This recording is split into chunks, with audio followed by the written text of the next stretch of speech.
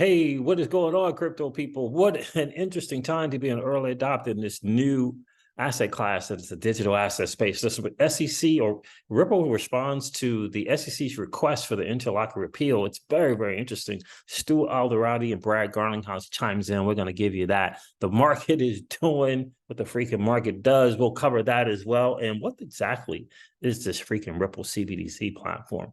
We're going to hear from James Wallace. We're going to hear from James Wallace. Shout out to Thinking Crypto for sharing that with us. I don't know why I said that twice, but I said it twice. So listen, guys, this is your XRP Ripple daily news in around freaking 0 to 10 minutes. Let's get into it. First, let's go over the numbers. What in the world? Let's do this because the market is just doing what the market does. The total cryptocurrency market cap is at 1.17 trillion. What the? It's down from over 3 trillion, fam. It's down from over 3 trillion. The Bitcoin dominance is at 47.1%. Bitcoin is trading at $28,344. Again, Ethereum is trading at $1,783 again. And XRP is at 58 cents. I'm about to get my 2-for-1 special. I'm about to get the 2-for-1, family.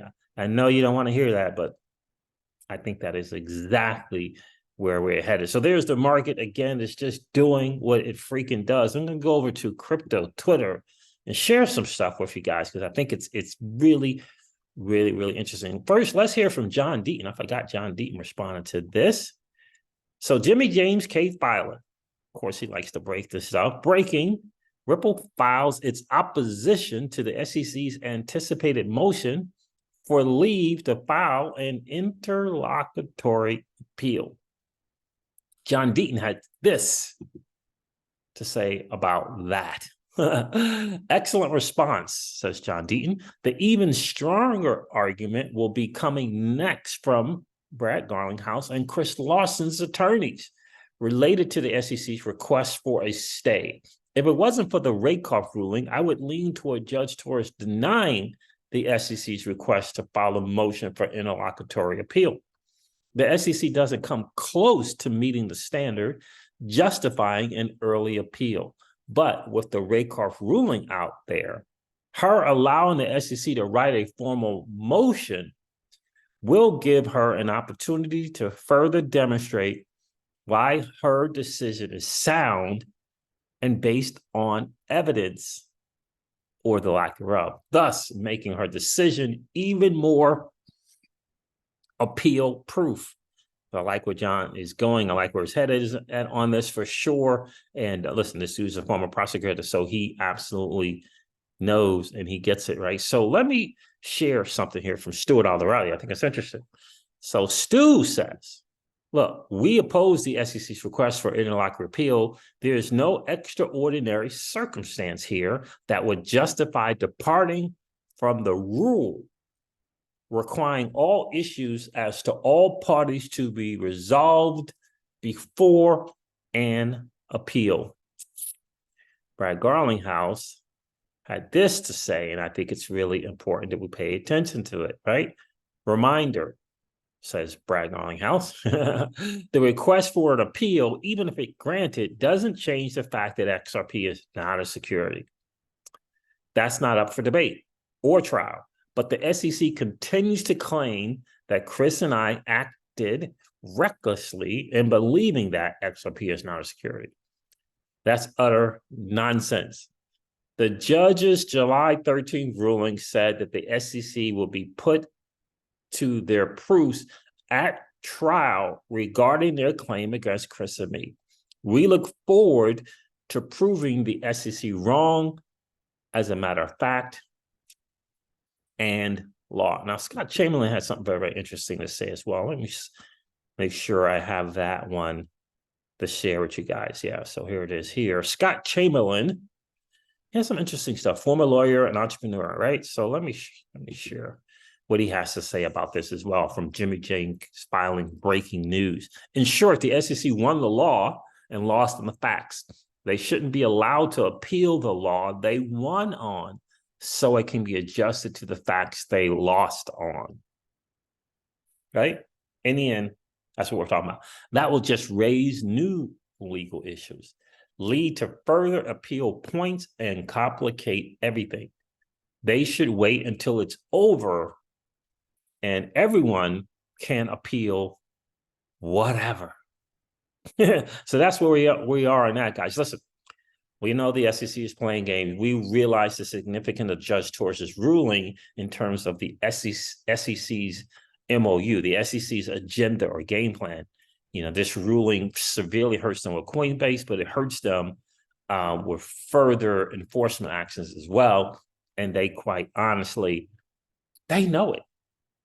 Like they completely 1000% get it, right? So let me play a little quick video about payments here from one of our Ripple employees, and then I'm going to get into what exactly, in a nutshell, is the Ripple CBDC platform, because there's been a lot of back and forth on it. All right, not on the platform, but on CBDCs as a whole. And me personally, I am not a fan of them at all. I tweeted out earlier this morning, look, central bankers are unelected officials. They haven't got it right. And I do not for 1 second believe that they have our best interest at heart at all. Not one iota do I think that about those guys. So listen to this. Payments put this out. Payments put this out about Ripple. Ripple, how cross-border payment solutions give a lift to small business growth plans. Click over to payments for our full sit down with Pega Sultani. I'm just going to play this quick little 18-second thing here. $17 trillion. Most of the companies in the world are actually SMEs. They're also a massive part of cross-border payments. So they constitute over $17 trillion of cross-border payments every year. 17 trillion in cross-border payments. And SMEs are the vast majority of that. Ripple's game plan. Genius in freaking motion. Now listen, since I mentioned James Wallace and Thinking Crypto twice in my intro, we might as well let these dudes talk a little bit.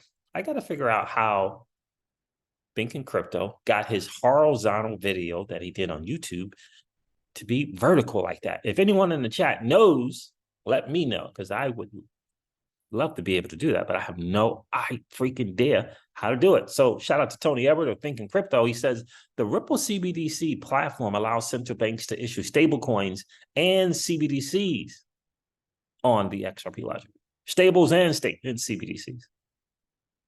James Wallace, Vice President of Central Bank Engagement at Ripple, explains. And guys, make sure you follow Thinking Crypto on Twitter and on freaking YouTube at Thinking Crypto. Dude does a great job with his interviews. Take a listen to what James Wallace has to say here. CBDC platform. Tell us about, I would love to start off with Ripple's CBDC platform. Tell us about that and how it all works.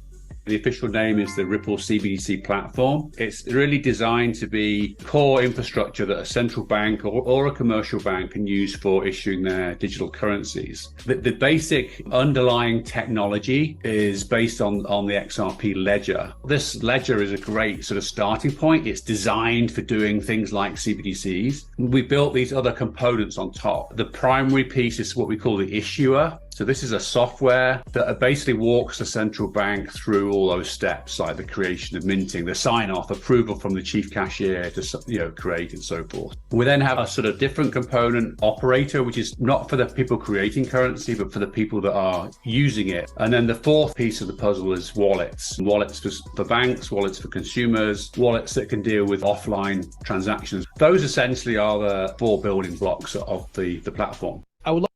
So guys, make sure you check out Thinking Crypto in this interview with James Wallace on his YouTube channel for sure. Tony does a really, really good job. So I think the important thing for me is the Wallace for sure. And I'm very, very curious about the idea of an entity or a part of this being not the creator, but the user of the CBDC or what is it, stablecoin.